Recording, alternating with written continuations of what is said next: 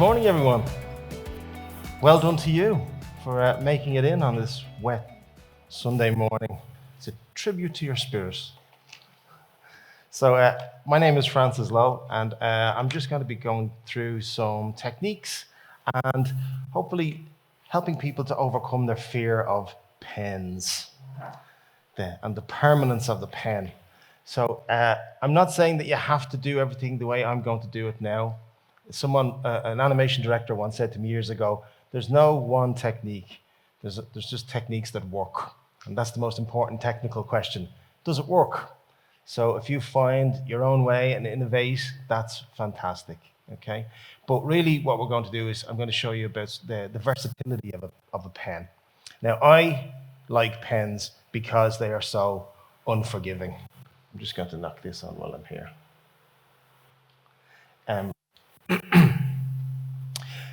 And a lot of people will start out by doing pencil work, and then they'll work over it with the pen. That's the kind of standard way of doing it.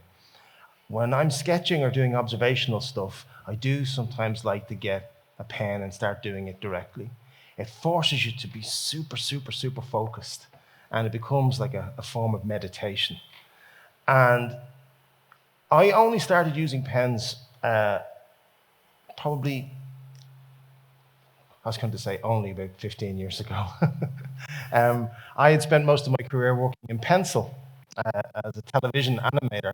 And so I only ever had to work in pencil. They wanted a consistent line that was always the same thickness.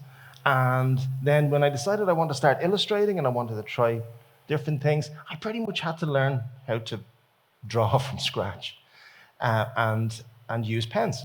So two of them here that we've got, most of you will probably have, I'll see if I can put that under the camera. See this one? Brush pen. Now, they were a revelation to me because I had tried using dip pens and I had tried to use very, very fine sable brushes with ink in an ink pot, trying to emulate my favorite comic artists. And I found it really, really hard. And then someone told me there was these things called brush pens. And then something went, ah, and this pen came towards me from the darkness. And I thought they were amazing. And even if any of you have used like digital processors or tried to draw digitally, it's pretty much the brush pen that it's based on because of the thickness of the line changing when you apply pressure when you're drawing digitally. So this is really where it all starts. And the thing about this one, if you can all grab it for a second, if you can grab that one. Now these ones, I know when I got my first one, because it was a brush, I was really delicate with it. And you know what? I probably still have that one somewhere because it was so precious to me that I didn't want to be too hard on it. I didn't want to be too rough. So I think it's still sitting on a velvet cushion somewhere in a box. And then I realized, no, the only way I'm going to actually get good with these things is to buy a load of them and just use them until they break. So don't be afraid to break it, okay? That's okay. That means you're working hard.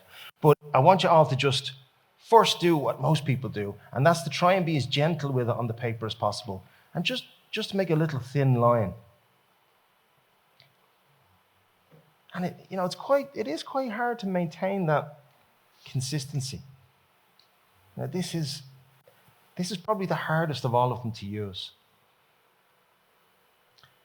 And then if you just apply a little bit more pressure underneath, you start to see that variation. So if we have a little thin one and we have a nice big thick one down there, it's that variation between the two. That's what we're really trying to learn to do and to control. It's a spectrum. And then you're trying to apply it in different weights.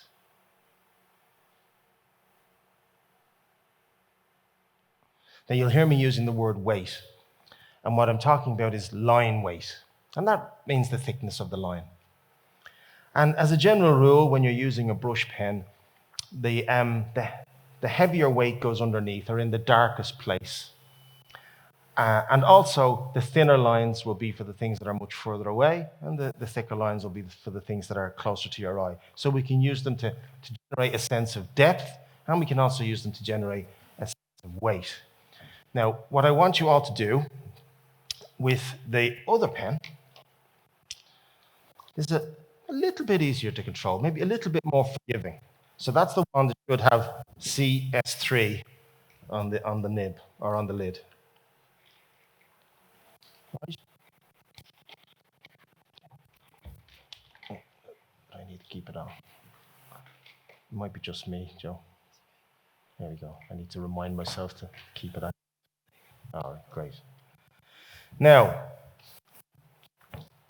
we're going to draw another line. Now, I see one of my ex-students here. So, Carlo, you might remember this lesson from years ago, the first line. Do you remember us doing that? It was a long time ago. And the thing about a line is, in mathematics, like a straight line is a very simple thing, shortest distance between 2 points. So mathematically, scientifically, in terms of processing, a computer trying to create a line, that's quite a simple bit of mathematics. So we're going to do a line.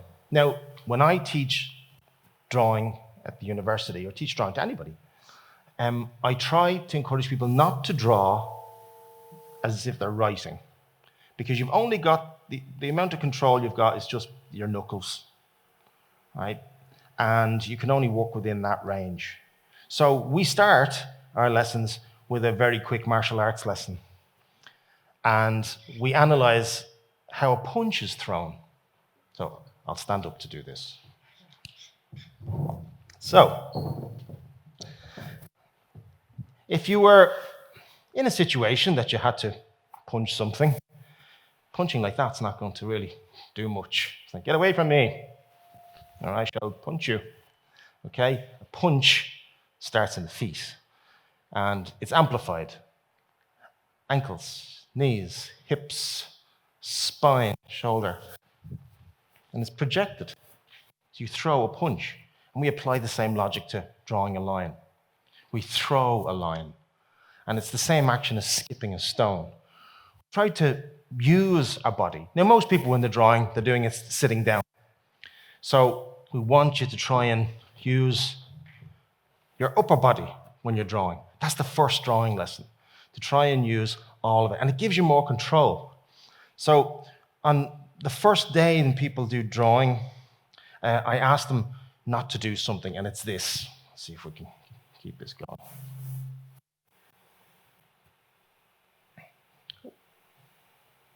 Now, I ask people not to do this. Let's see if you can see it.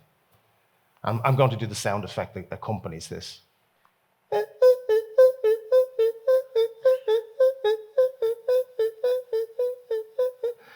And if I ask them to draw a line from one side of the page to the other, I can go and have a cup of coffee, come back, and they'll still be. Now, there are some people who do those lines deliberately. They have developed a style, and they will have it what I call a scratchy line. But most of you will probably be aware of synesthesia. You know, people who can smell words, you know, hear a color, things like that. Well, I have a near synesthetic response to this line. And when I see it, I hear that noise.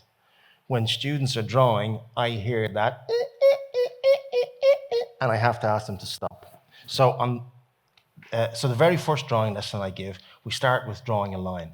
So I'm going to ask you all to just, in one go, draw one line across the page. Right.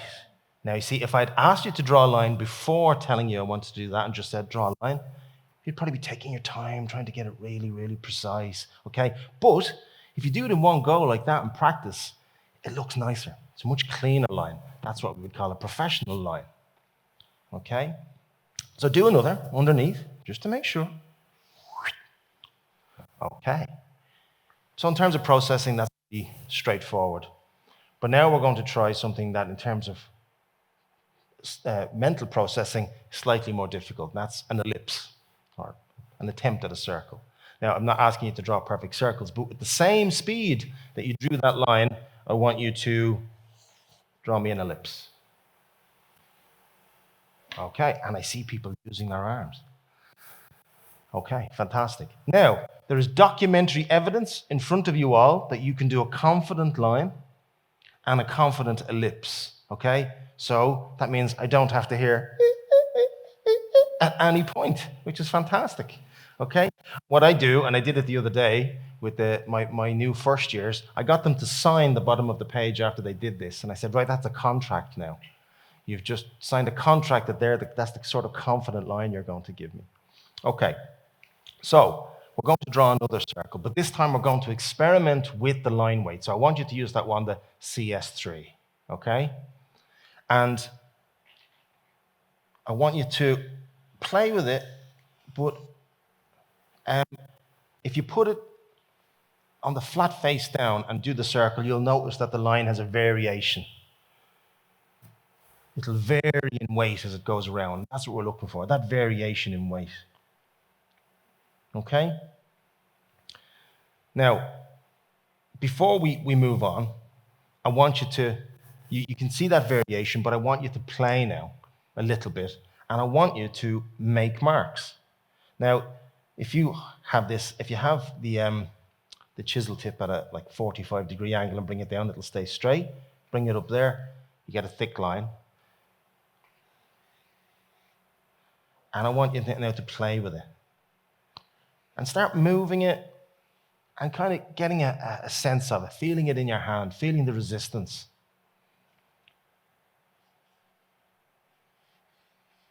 And don't be afraid to be a little bit tough with this one. This is quite a robust nib. I've deliberately been using this one for the past 2 days, and it's still as good as it was when I started using it. Oh, thanks, John.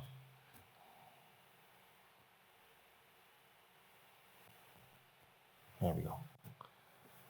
If at any point that goes dead, just shout at me, okay? Just point and holler.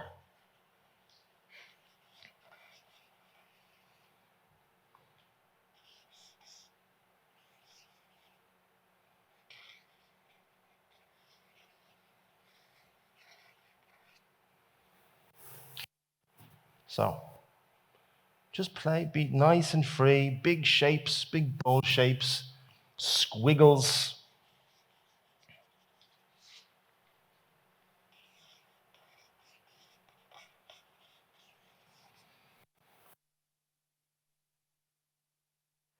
Okay, right. So now we're actually going to try and use that nib in slightly different ways. So we've created our circle, and you've all then seen from your experimentation that if you turn it a particular way, you just get this really lovely little fine line.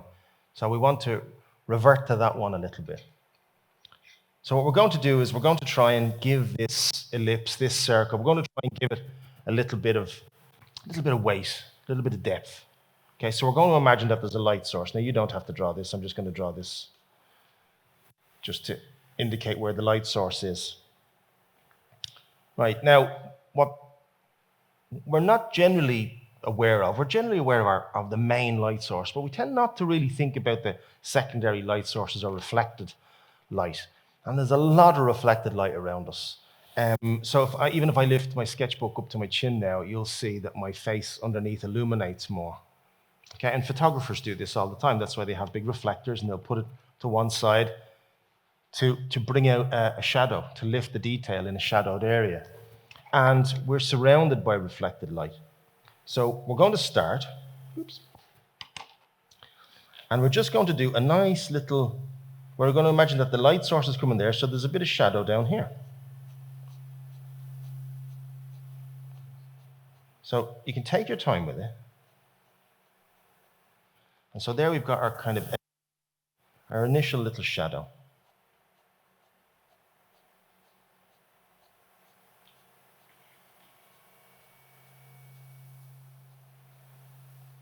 Okay? Now, imagine that there's another light source, or at least there's something reflective that's sending light back. Okay?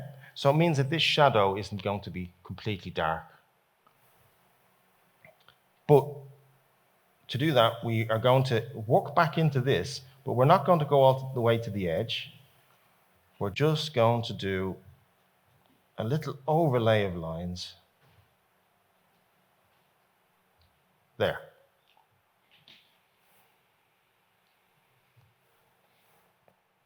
Okay? And if at any stage I'm going too fast, just hold up your hand, shout stop. If you need me to repeat anything, only too happy to.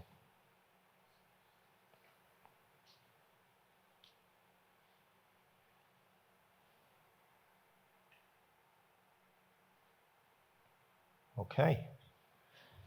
Now we can actually walk back into that again, just to make that a little bit more defined.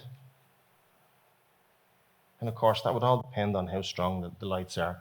But now if you look at it, it looks like we've got this a ball. We've got a sphere.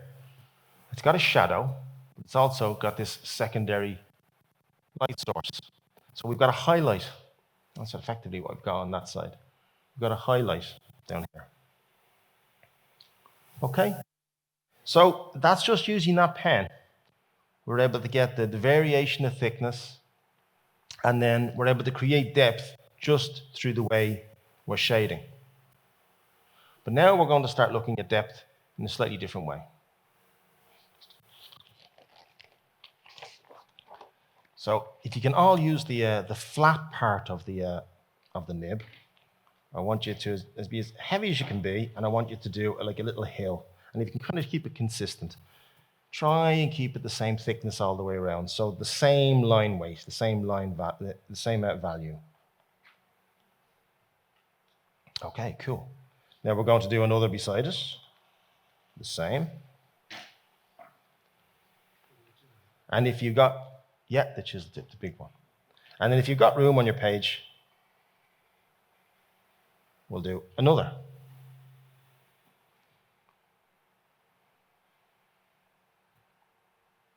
Great. Now we're going to try and control that weight a little bit. And behind here, I want you to do one that is not, whoops.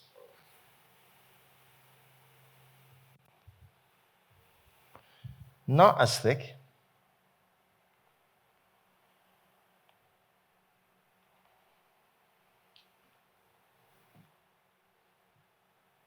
Okay.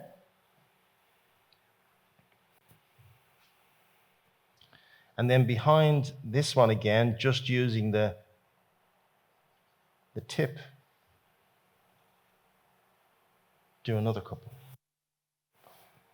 So just for fun.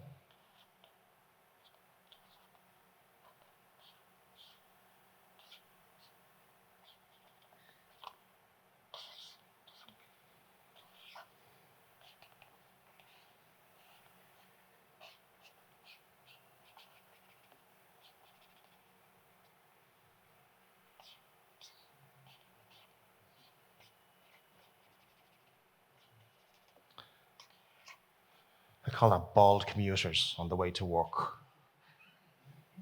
Okay. So they're looking a little bit flustered, all packed in like that.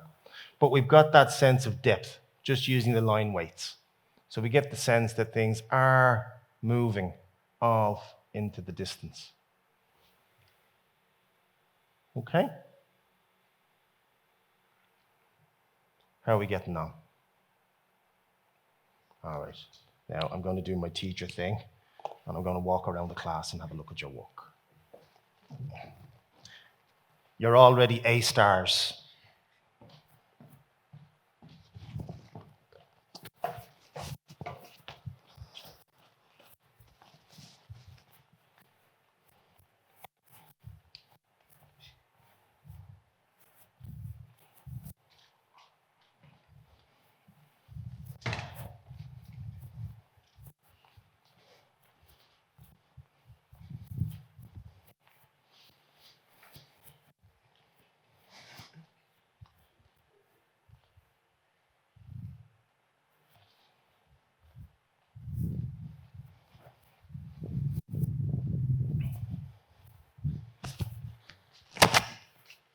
Okay, fantastic.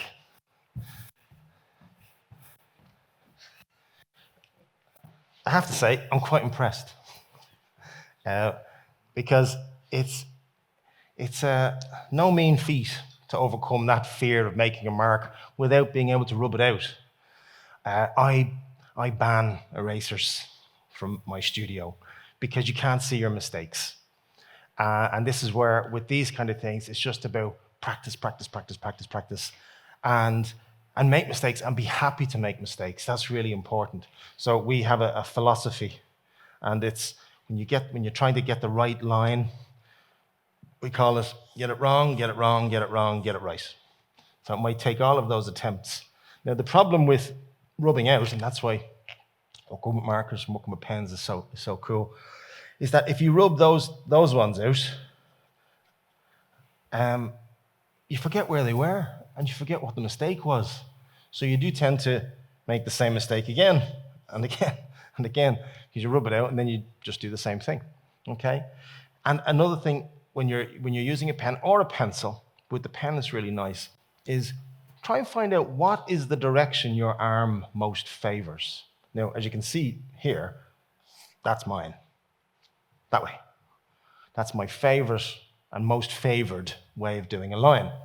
And because of my background in classical animation, if you wanted to do a horizon line, you didn't have to be able to do it horizontally really, really well. If that was your favorite line and you knew, oh, I could do a really, really nice strong line that way, well, animation desks, the center of them rotates. So you can actually turn your image upside down. So you just get used to flipping your image all the time. So you don't try and draw someone standing on their head. You turn the image around and work on it that way. And so I still do that. I still tend to move my sketchbook around. If there's a line and I want to get it really nice in one go, but it's at a particularly weird angle, I will move the page. Okay, cool. Right, so now we've had some playing around with the pens. I can see from everybody's work that there's a variation in line. Everybody has started to control it and everyone's trying to find some movement in it. So we're going to try and do a landscape. Now, there is a technique for this. There's a template for it, so don't worry. Okay? And with this kind of exercise, it's not about pretty pictures. Okay? We're not about trying to create masterpieces. We're learning how to use a tool. Okay? And like any tool, you want it to eventually wear out from use. And that's what we're trying to do. We're trying to learn how to use our new tool. So we're going to start, and we're going to try and vary the weight, but as I did on the previous page where I drew that line and it got thinner and thinner and thinner, we're going to start very thin,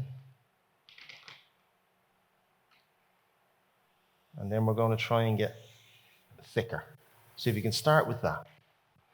And have it in the middle and then moving out to the side.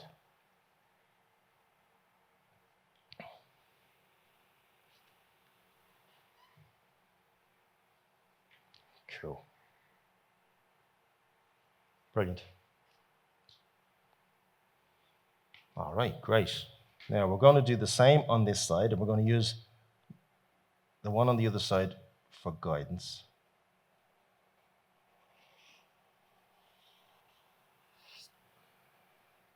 And we can go back in and thicken that up a little bit.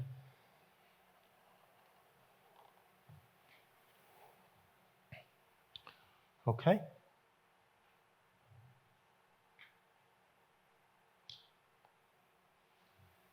This also works really well with the actual brush pen. So we'll use this as our starting point, and then just using the tip, just make a little kind of hill like that.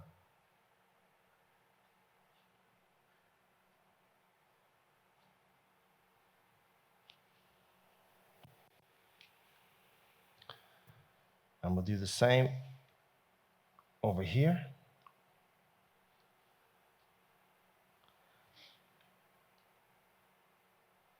Just using the tip.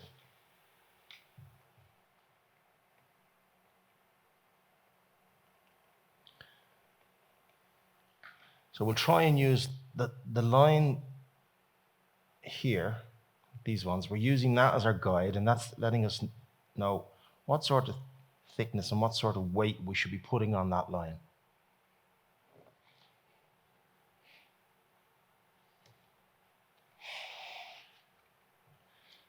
And then same here.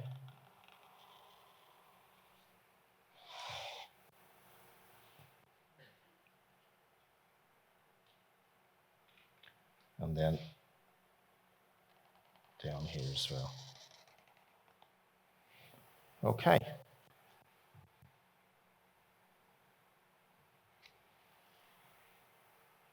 So we've kind of got a bit of a meandering valley. But if you look at it, you'll see that the lines are literally disappearing into the distance.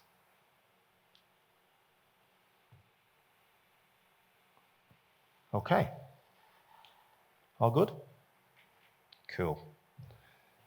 Now, using this again as our guiding point, just want to bring a line up on either side like that. Little one on either side.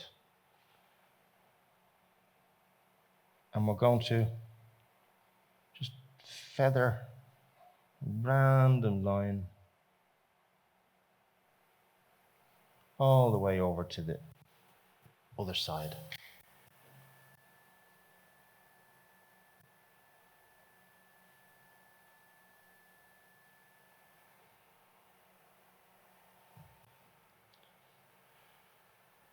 Okay. Now we're going to do the same here, but again, making that line slightly thicker, using that as our guide. And we can do that. Actually, you can do that to there. And the same. So on the kind of corresponding hill on the other side, do a little line, and then we do that feathering again. But this time it's slightly thicker. We're leaning on it just a little bit more.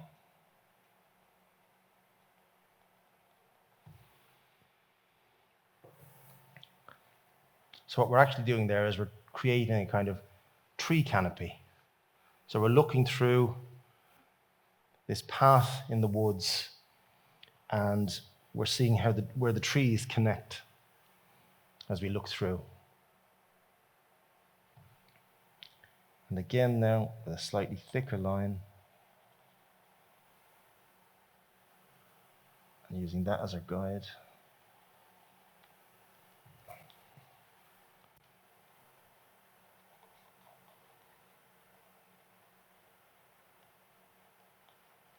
So it's not a lesson in drawing trees. So don't be worried if your trees aren't looking tree-ish.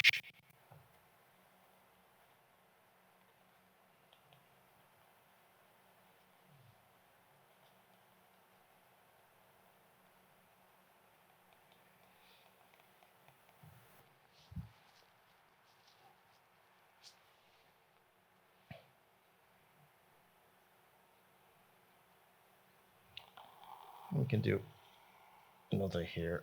We can make that look a bit more like tree-like.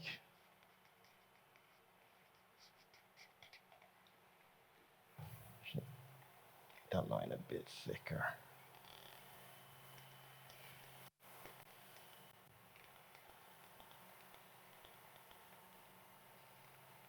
Oh, it's the sound of concentration. It's beautiful.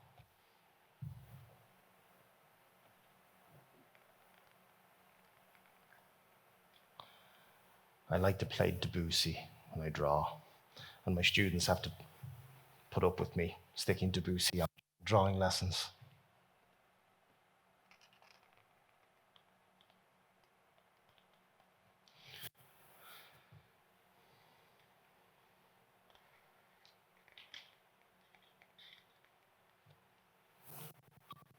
Okay? Going to have another little scooch around to see how you're getting on.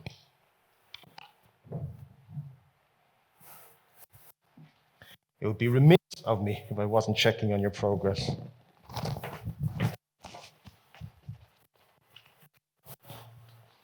Okay.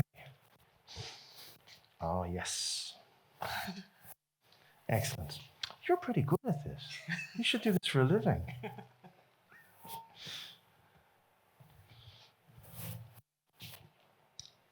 Okay, great. Wonderful. Fab.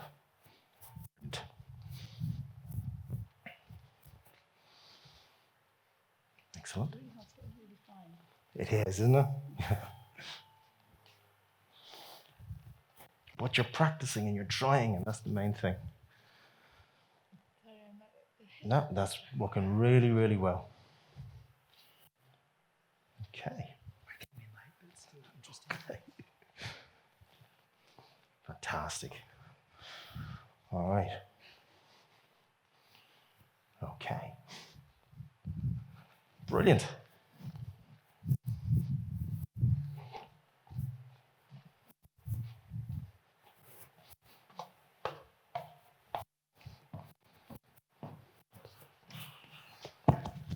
Right. Again. Bravo. Some really good results there. Okay, now we can work back into this. And again, this allows us to do a bit of mastery. So let's try and play with this one, the slightly scarier brush pen. And let's see if we can create some variation in thickness with this. So what we can do is right at the back here. Oh, thank you.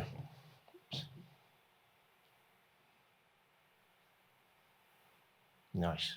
So right here at the back, if we imagine that we're looking out onto the horizon, or we're looking out, beyond the canopy of the trees, we can start with a horizontal line. So try and just do a gentle one all the way across. And try and keep that as thin as you can.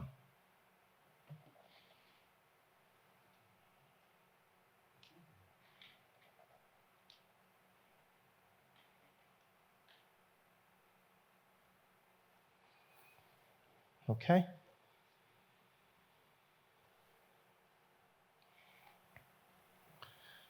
Now we're going to work back into this. What we're going to do is we're going to put another line in between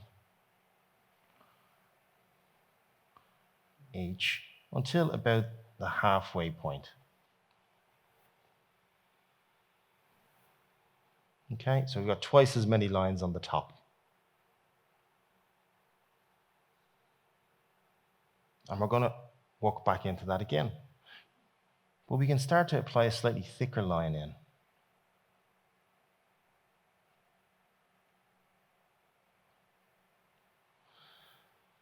So you see now we've got that kind of gradation happening. So the sense that the down here is slightly lighter than the top, almost like the sun is going down. So the horizon is getting the last of the light, but above it, it's slightly darker.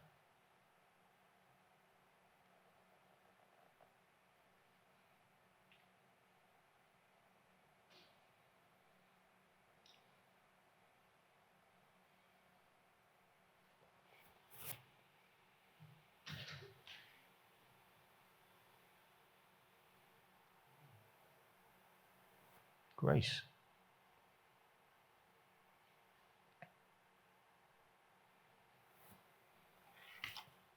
And I love this time of the year for the sunsets. Sunsets at this time of the year are some of the most spectacular. And that dying light is always a lovely thing to observe in the evening, where it's just the last bit of light just on the horizon.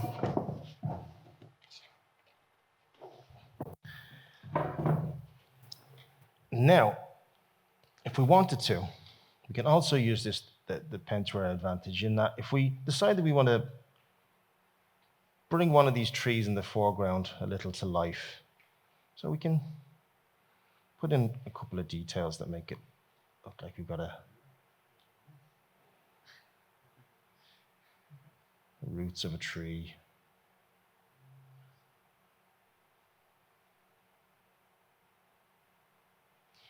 And the brush pen is nice for this.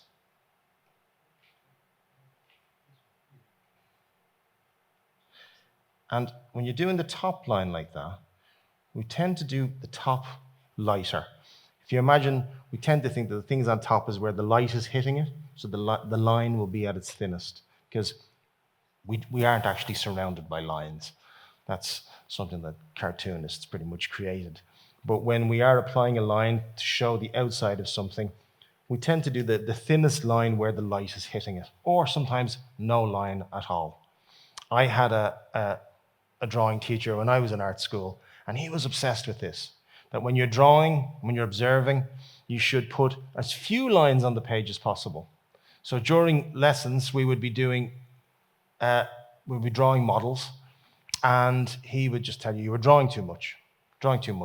So you'd start with the heaviest line, so where all the shadows were, and you try to work from there.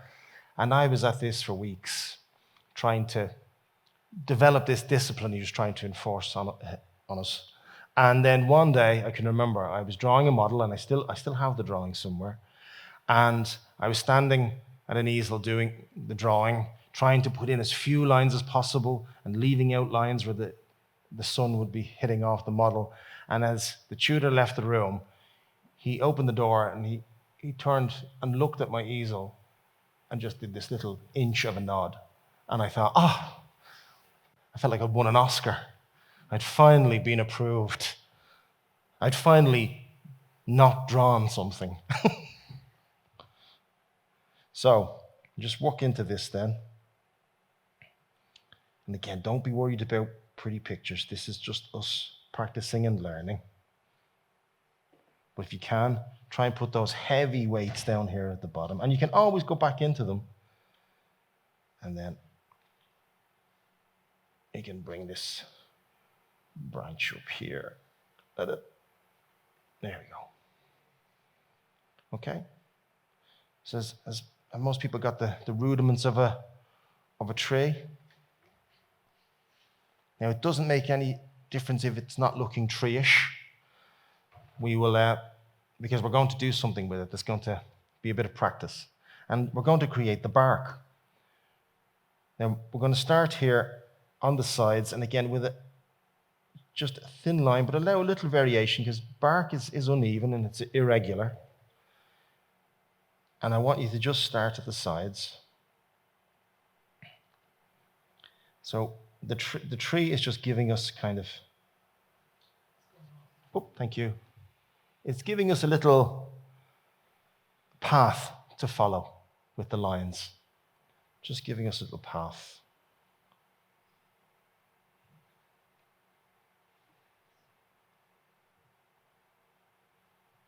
Okay.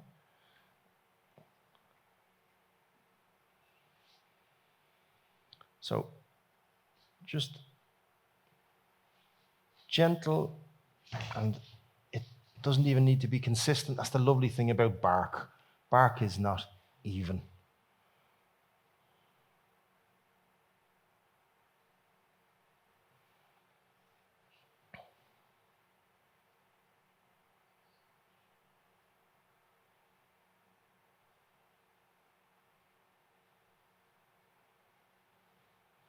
I'm just going to add some branches in there. You can do that quite randomly.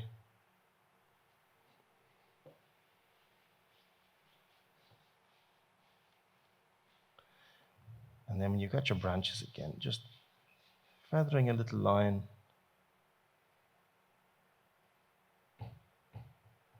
All the way up.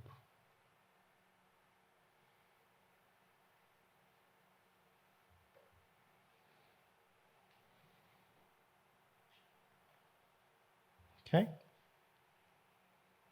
So that line can break, the thickness can vary. You can have a lot of fun with that line going up the side of the tree. And you've got complete permission to play around with that line and experiment. And walk back into a put little indentations.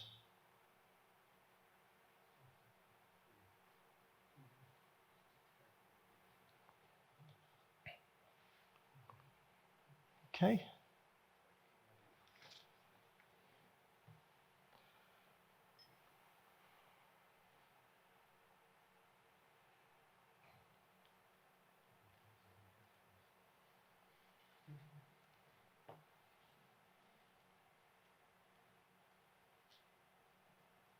And then using the tip of the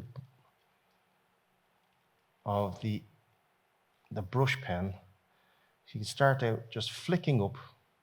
So it goes from thick to thin, and we're able to give ourselves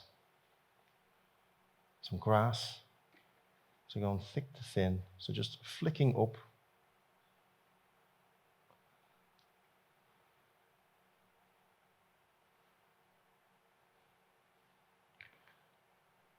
Also works perfectly well when you're creating bristles.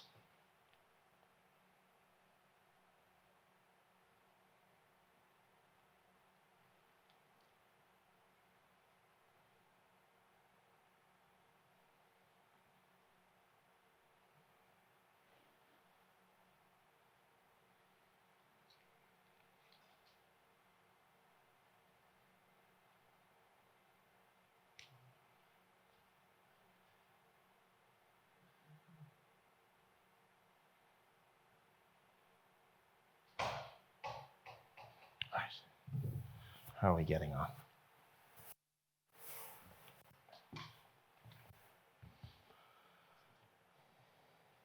Wonderful.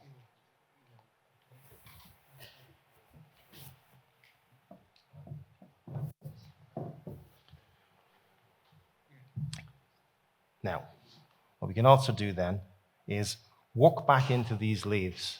So leaves also, oh, thanks, Carlo.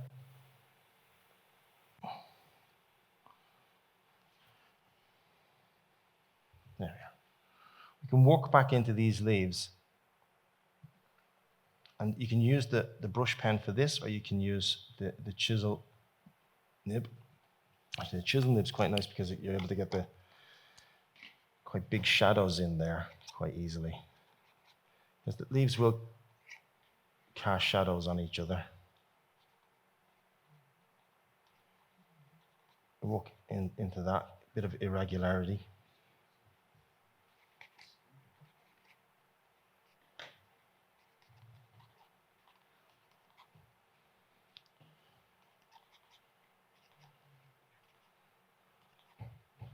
And this also allows us that little sense of depth because it's undulating. It's different. It's not consistent when you're looking through leaves.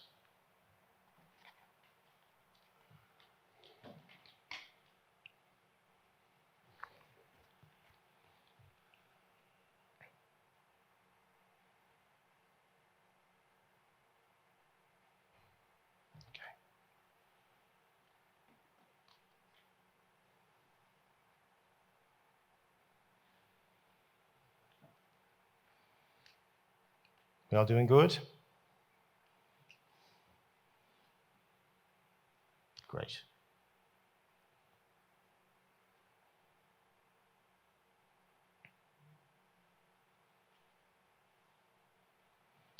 So I'm just going to continue on there. Going to come back into that. Look back into those leaves. Do some things right in the foreground there.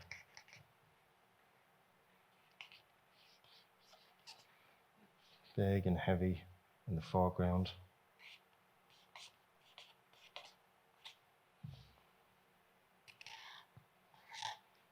Nice, big, thick lines right up here in the front.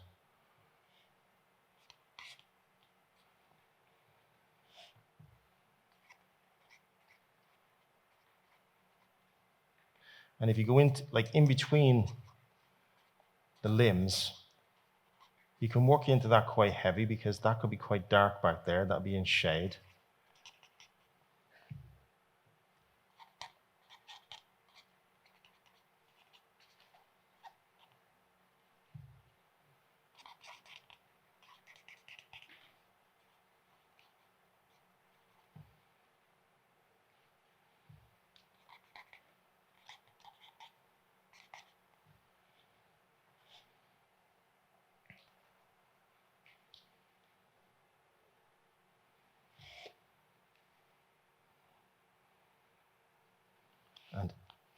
you could start similarly now working on the other side.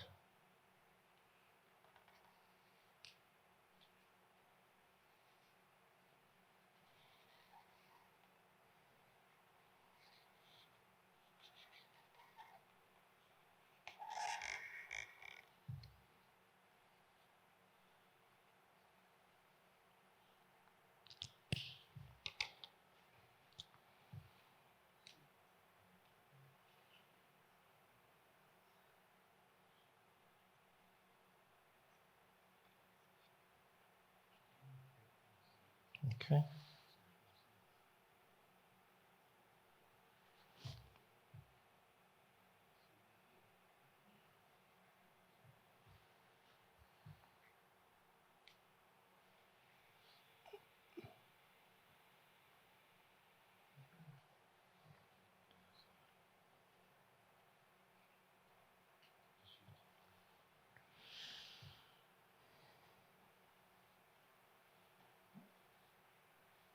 And I'm just using the flat of the brush there to create some shade. So I'm literally going on the side of using the side of the brush.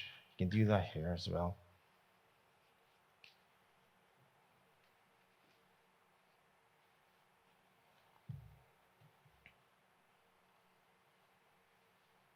And it looks almost like charcoal. You've applied charcoal because you get that kind of nice unevenness. Makes it look that little bit more organic.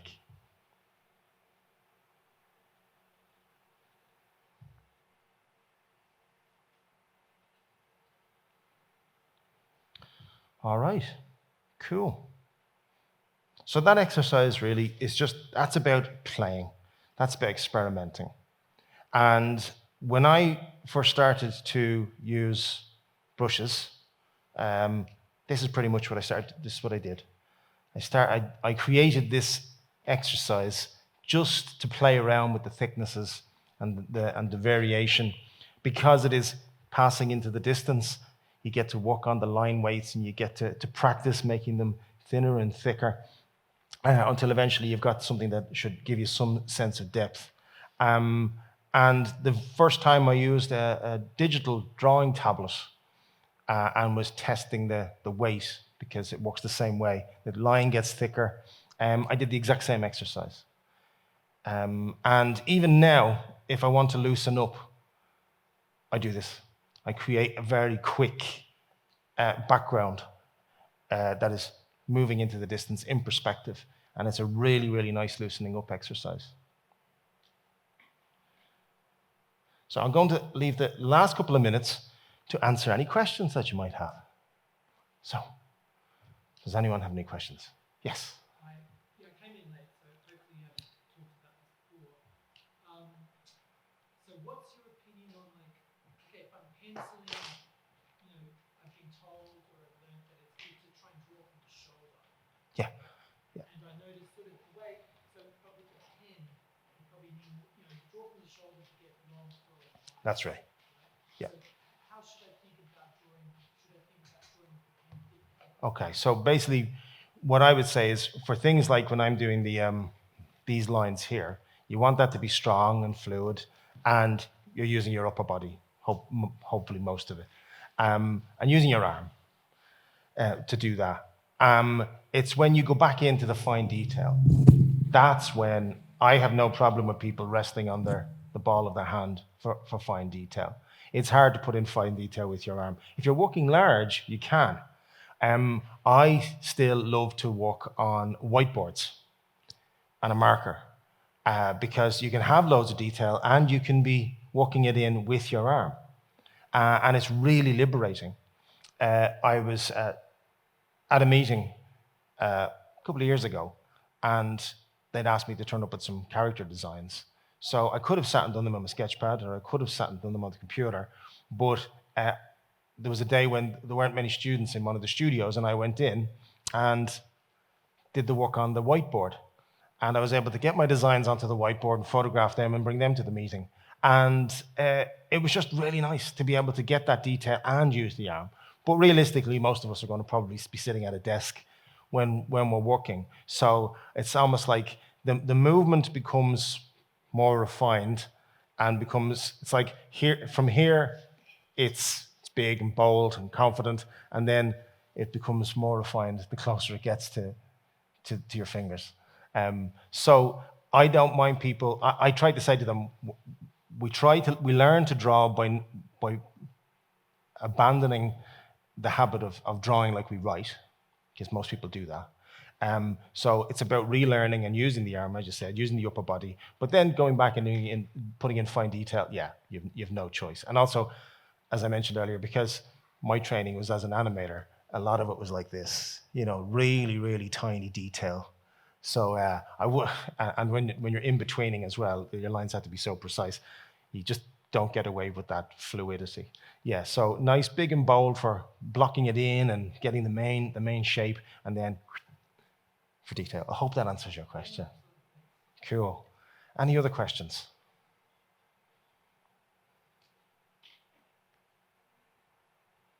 Yes, right at the back. Hi.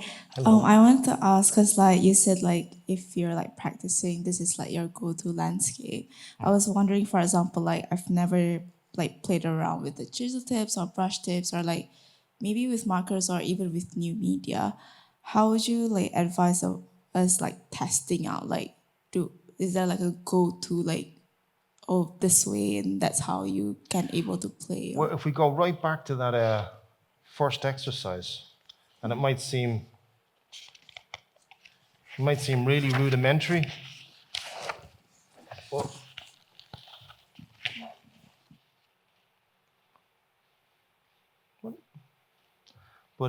this one,